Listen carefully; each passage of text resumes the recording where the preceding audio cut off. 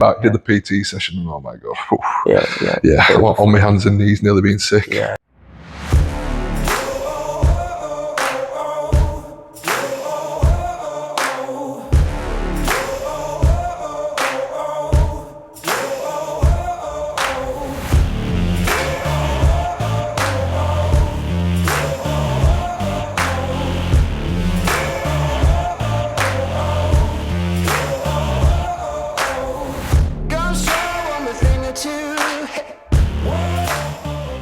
Okay, welcome to Hard Truths. We're joined by Rugby League, Irish International, Huddersfield Giants, George King. Thanks for being here, mate. Yeah, no, thank you. Yeah, I just thought it'd be nice to get you down.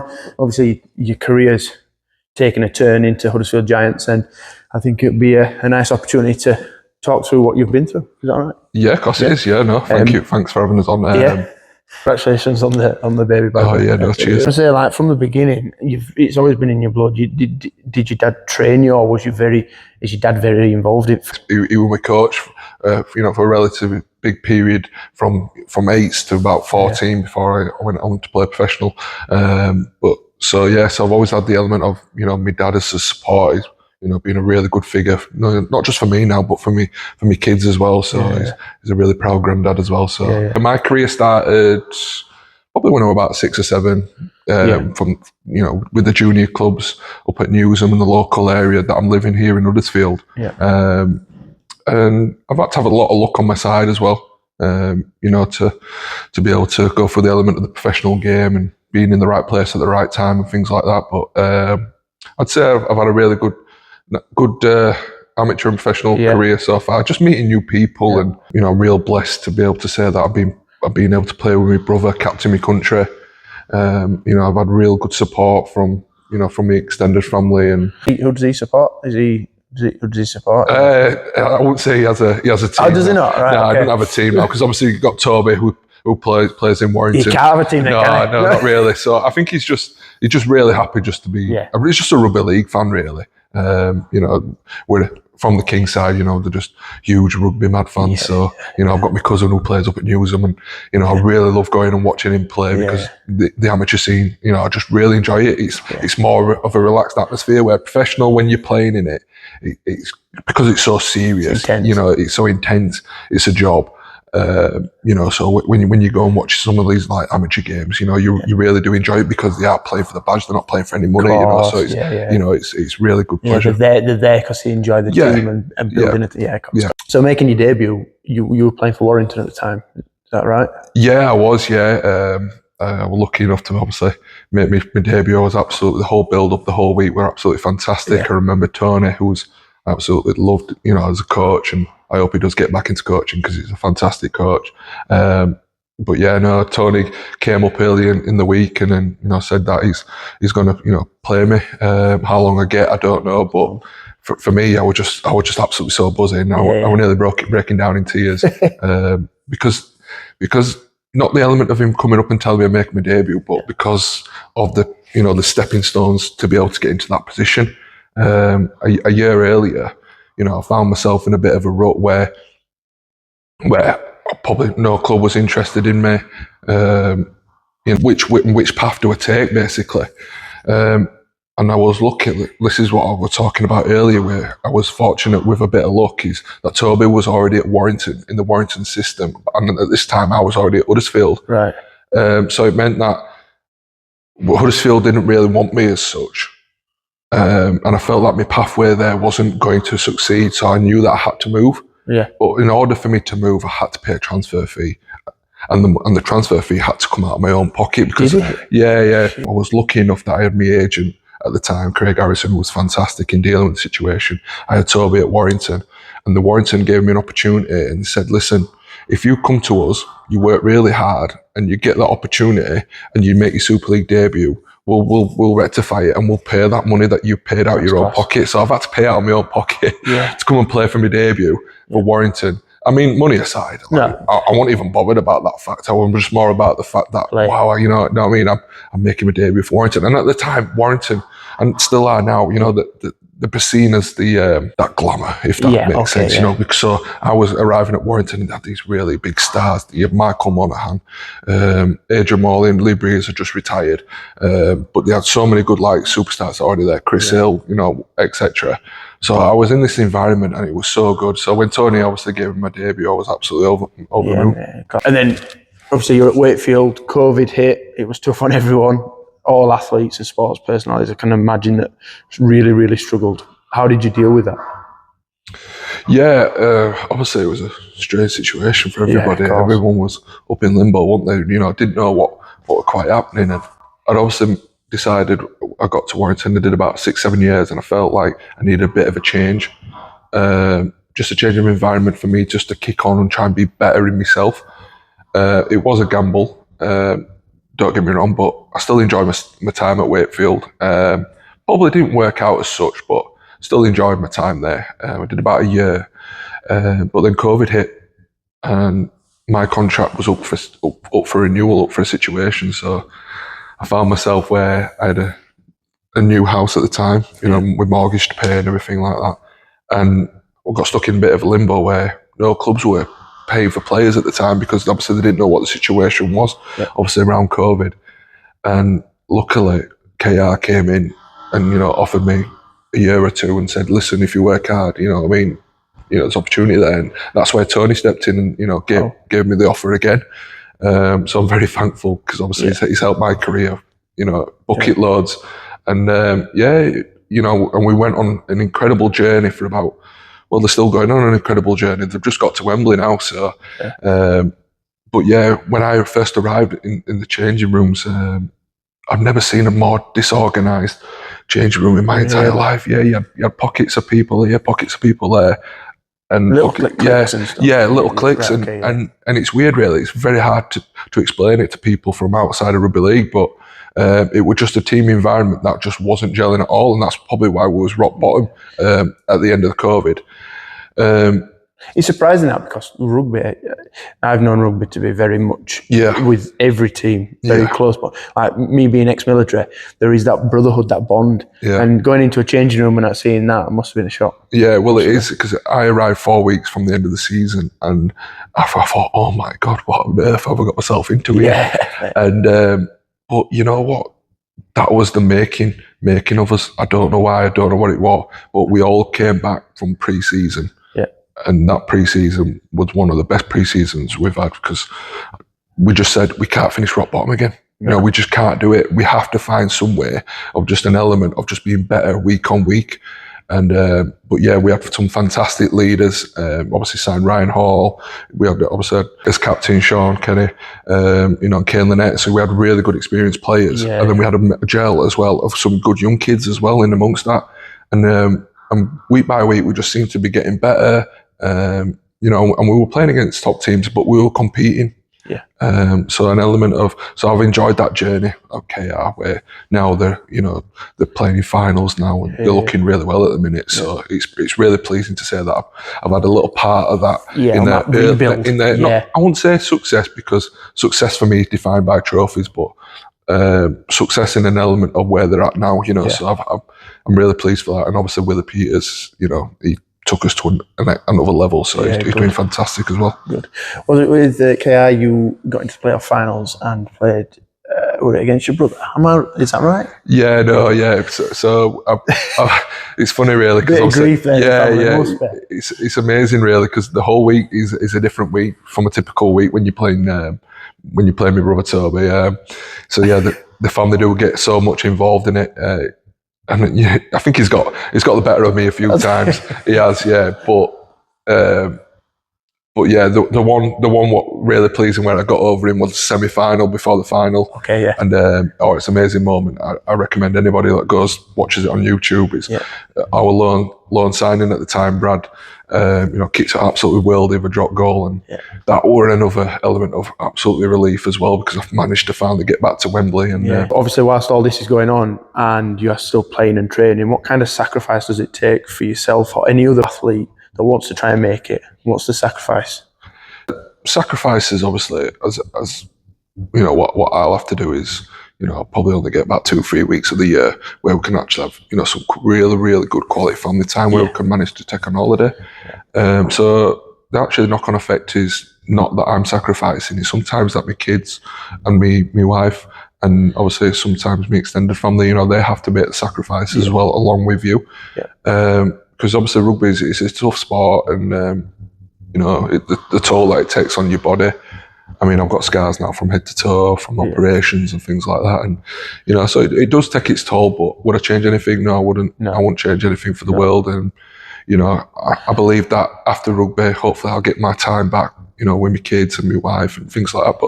But yeah, no, that I feel like they're helping me in the journey as well. My boy now, he plays now and he absolutely loves it. He tries to rectify when he's playing all the players that I play with, in mimic and stuff like that.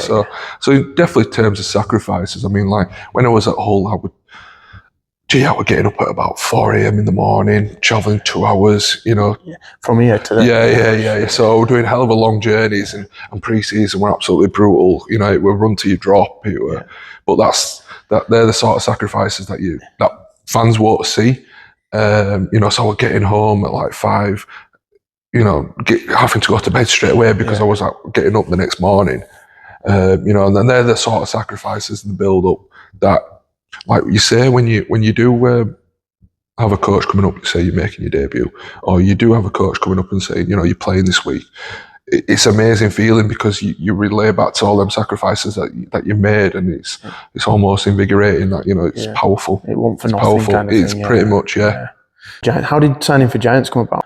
Yeah, so it came about at the start of the season. When were it? 2024, start of the season, 24. Well, last year, I think it got to the point is because I haven't relocated to Hull, which I found extremely hard because my kids were settled into a school. And obviously, I were in a position where I already were living in Hull, and I couldn't really. It was a very difficult situation for me to relocate. So it probably just meant that, as a club, Willie, obviously as a coach, probably just felt like he wanted somebody to move close, which I totally get, I totally understood. So he needed somebody to be all in. I think that's the right word, and I really wanted to be. I really wanted to be there and give it everything, give it a real good try. But I had to probably think about my family first in the situation, and the club gave me permission to speak to other clubs and have a feel round. And Huddersfield came in. As a couple of other clubs as well, but Huddersfield came in. Ian Watson at the time, said he'd really like to have me on board. So it felt like a bit of a no fit, really. With my family being close and being Huddersfield supporters, so it felt really good to come back and give it a go. Seeing that I'd reached out, seeing if you wanted to do a personal training session, how did you find that? Yeah, no, it was quite funny, really, because my wife obviously came and didn't she? She were a member here, was Gabby. So, and she really enjoyed PT sessions with you. Yes. And then Gabby being Gabby thought, it'd be funny to get me involved, wouldn't it, to be on one of your PT sessions. I think partly, I said, do you reckon he'll go for it? And she was like, yeah, reach out. And I said, right, okay, sounds good. Yeah, so I said, so you know what, I'll give it a go, because it were off season at the time, and obviously I need to get my fitness up, levels up, ready for pre-season, things like that. But me being me, thinking, he'll probably take it easy with me, Yeah, I've done my first one, he won't want to thingy, about did the PT session, and oh my god, I'm on my hands and knees, nearly being sick. Yeah, rough that. You're smiling now. No, but you did well. I checked in on you. I messaged Gabby. I said, checked in. How's he doing? Yeah, he's all right. He's just shaking a bit in the shower, but it's all right. Well, they did 500 burpees. They were all right. Really enjoyed it. Did you? Yeah, it was I walked out my comfort zone, and that's sometimes what you need as a replay, to be taken out your comfort zone. Yeah. So it was really good. I enjoyed it. Yeah. I mean, obviously being a gym owner and only being open 5 years and self-employed, obviously family run, to get someone like you to come down there, it massively helps out. And just that little photo content, it does. You don't know how much. Yeah, but like what as well as I like about your gym is it's a working, it's a working class gym type thing, so rather than a big gym where Yeah, you know what I mean? I like to come here because it's a community style gym. You know what I mean? I come in, I know the people. Yeah. You know, from the local area and stuff like that. So it just feels more at home, if that type of thing. And comfortable. Comfortable. Yeah. You come in, you're all right, and you don't feel under pressure or No. You come here to work hard, basically. You know what I mean? And enjoy the concept. Yeah. So through playing, do you get to go around different locations and different areas around the world? Where have you been? Yeah, no, I've been fortunate, obviously, to experience playing different countries and mainly obviously around the UK and visiting different locations and playing at different stadiums, which is usually terrific. Obviously, we've got a French-based team, Catalan, obviously playing in Super League, so it's always really nice to go over there and play there for the week, which is fantastic because obviously the huge, massive supporters of the game, Catalan, and every player that goes and plays over there absolutely loves it. But my real big experience that I've had where I managed to go and visit a couple of countries was when in the World Cup in 2017, playing for Ireland. We managed to go and play in Australia, play a few games with the World Cup. And, it was a really huge eye-opener. And one of the games that we did get to play in was in Papua New Guinea. Wow. Yeah, in Port Moresby. And that's the only country in the world where, the national sport is actually rugby league. Wow. So it's a tiny island, obviously very diverse, speak over 100 different languages from pickets and stuff like that. So what really opened my eyes is there were kids what had nothing, nothing on the front and the back. They had literally nothing on them, no shoes. No shoes. But the glee and the happiness to see us, really? you know what I mean? Didn't know who we were probably by name, but just knew that we was part of this World Cup and that we was, names for over here. And the glee, if we gave them a top or something like that, was just absolutely terrific. And I just thought, if you're giving back to somebody what doesn't have anything, and the glee that they have, it's powerful to us as well, So it was terrific, and and that was a really good experience that I learned a lot from, and I'd love to go back and do it again. Would you? Yeah. I mean, those kids that have nothing, it kind of puts things into perspective, doesn't it? I guess. When you go over there and you can change someone's life, you can bring a smile to a kid's face, and you've just turned up. Oh yeah, no, I know. Honestly, it were unbelievable. Like they were chasing the bus. You must have to be about 200, 300, just chasing the bus just to arrive into the stadium. We were only training. This was before we were playing. You know what I mean? So it were honestly just a total different world, but such a good world.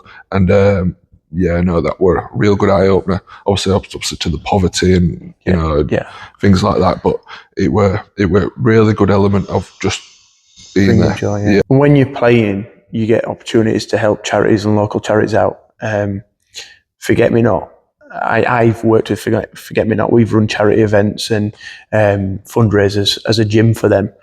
I know they struggle at times. They struggle with funding. What kind of stuff did you work with them? I think you worked with them at one point, didn't you? Yeah. No, I've always done auctions and stuff like that. Little things that I can, help in that sort of capacity. But it's always been really close to my family. I used to have my mum, my grandma, my aunties, all work, for countless years doing tombolas, raffles, stalls, anything, bake, cake sales. So every year, I've always been closely linked with Forget Me Not, just trying to raise money, but they're needing to raise awareness, to get the money, for the infrastructure, to help pay for the medical care and the nurses, etc.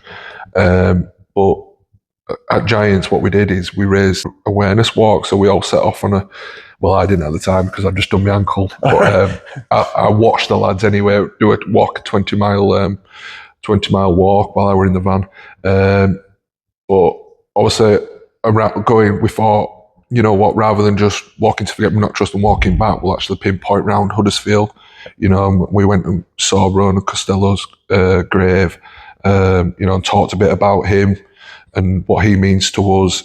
And, just some of the lads from overseas, probably won't have heard of him. So it was nice for us to explain about Ronan, to them and stuff like that. So that was nice. Then we obviously went to go and visit Ken Davies' wife's grave. That was nice. And so we pinpointed around Huddersfield in in walking around, and we managed to raise some money, which were really pleasing. But obviously, going on to Forget Me Not Trust, we arrived at the centre, and I've never been before. I've been once. Yeah, I've never been before, and so it was really nice that one of the nurses took us round and showed us around, and it was just so inspiring, like how when they were showing me around, and I was nearly close to tears. You know, some of the elements of what they have to go through and deal with. Is there were still some children there, and there were smiles on the faces, and it was just oh my, you know, like just really nice to see, and so I'm hopefully if I do get I'm going to have a testimonial granted in a couple of years' time. Right. Hopefully, all being well. Yeah.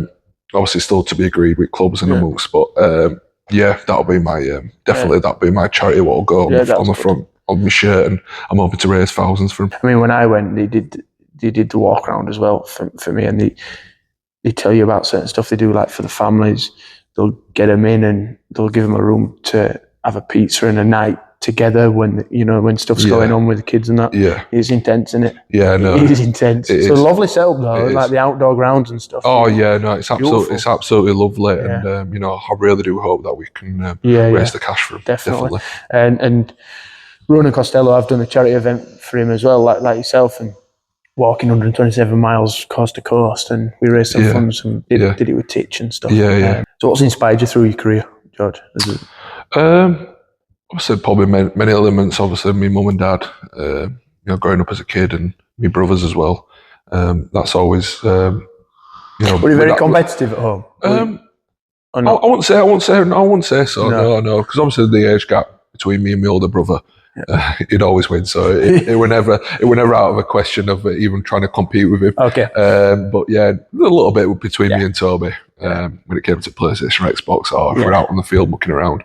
But my family definitely do inspire me. My wife and my kids, they're definitely every day. When I see them when I come in from work, and they've got smiles on their faces. That's what certainly inspires me. But I think a nice little one, if I just flip it a little bit, is obviously I did me injury in my third training session with Huddersfield. And it were a bit of it was a horrific injury where my foot was dislocated and ruptured outwards or inwards, pointing north, south, west, whatever you ever do. But I was in that much severe pain, like it was an absolute horrendous. I had such a good team around me, like physios just helping me, and even my teammates. One of my teammates, I think it was Tom Burgess, just holding my head, just telling me to breathe in and out. And I only look back and think, wow, you know what I mean? In that sort of situation, how good people can suddenly change. Well, they're doing it anyway, but just being an element of where they're just helping, and just trying to help me. And so me now, while I'm at Huddersfield every day, I'm just trying to give back, because I'll look at that moment, and it's just like, I want to help you. You just helped me. I want to help you. That's actually a good start then, isn't it? A good mindset to have. How early on was it? Did you do a couple of training sessions and it happened, or was it? Yeah, no, it was my third training session with the club. Yeah. So we obviously start pre-season in November. Yeah. So it was literally the last week of November, basically. And I can imagine that feeling when you're on floor and you're in pain and these people around you. Did you know most of them at the time? No. So I didn't know most of them at the time. You see, so you can imagine it's almost like strangers, basically. You know what I mean? It's helping you. So, it were great. Obviously, my physios, all in part of the time. They were fantastic with me. Obviously, putting it back in, that were another story. But did they do it there and then put it back in? Yeah, they did it there and then. But I'll tell you what, a bit of a funny story, really. I didn't realise that the old A&E, the A&E at Huddersfield had changed. Right, okay. So I had to get in the car. One of the players had to drive me because no ambulance would come out for me. So I had to get in one car, and I went to the old A&E. Oh, no. But they had already wheeled me into a wheelchair, ready to go in. What are you doing here? One of the paramedics said, "What are you doing here? You're at wrong A&E." Yeah, so I had to go. So I'm in world of pain. I'm on gas in it, like really struggling. I had to go in a wheelchair about 20 minutes over the side of the hospital because it took ages to get through lifts and all that. The typical me getting the wrong A&E. No, that's good. I mean, when's your first game? Do you not know when you're going to play then, or have you got an inkling on Giants? Your first? Yeah, well, obviously I'm back fit now. I'm back training. All being well, hopefully in the next week or two, hopefully Wow, I'm back good. playing because I'm obviously desperate. It's been 6-7 months in terms of rehab. But no, weirdly I've enjoyed the rehab process just because something different. But gee, I'm ready to get back playing now. Yeah. How do you find international rugby?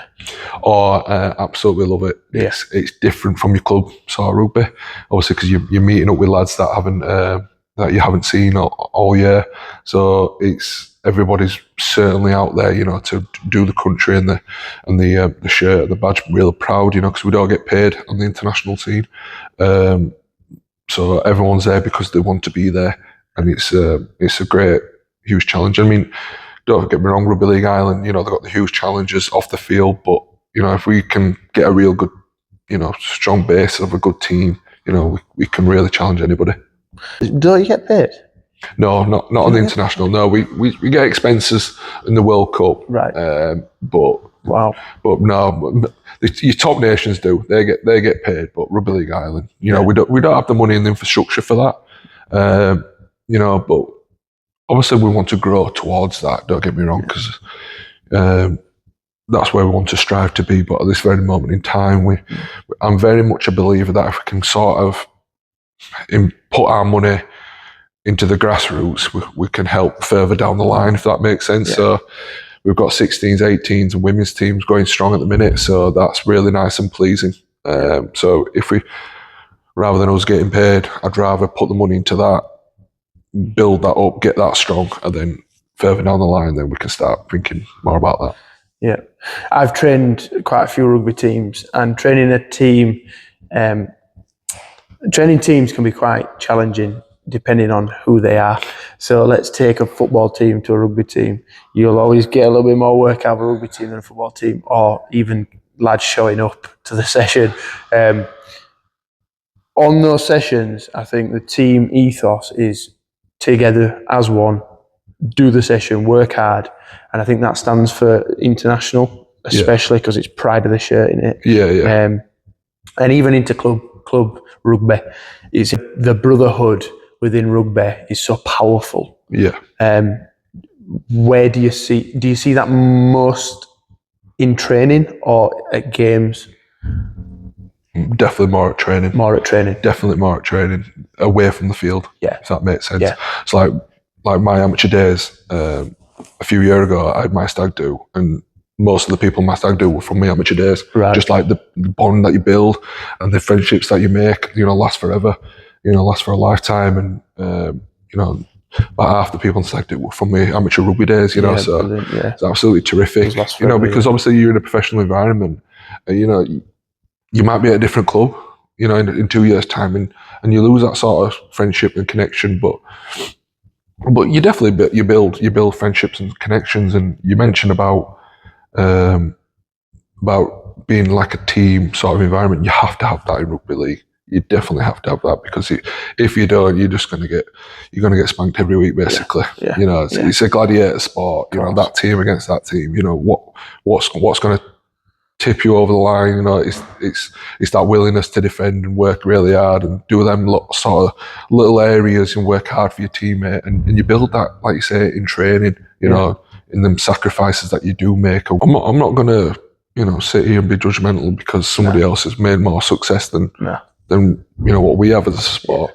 Far from it. What can we do to improve our sport? 100%. And make it more catching to everybody. And I just think probably we're just too self-centered inwards, where we're not willing to let go of the shackles to go out there. Like, we just had a magic weekend in Newcastle, absolutely terrific venue, and some clubs or some people want to get rid of that. And why would you want to get rid of that? We in football, that would never happen. Having 7, 8 different clubs in one stadium, it would just never happen. But rugby league, you can do that, because it's a family game, family run sport. That's what I was going to say as well. When you go to a stadium, right? If I ever go to, I've been to a couple of rugby games and football games. When I go to a stadium, there's families at rugby games.